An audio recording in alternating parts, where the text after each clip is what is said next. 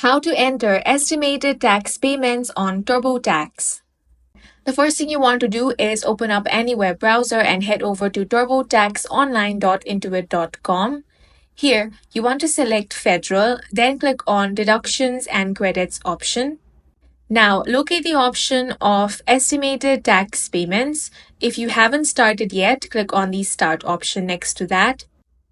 You will find different options such as federal estimated taxes for 2024, state estimated taxes, local estimated taxes, 2023 state estimated taxes, and 2023 local estimated taxes.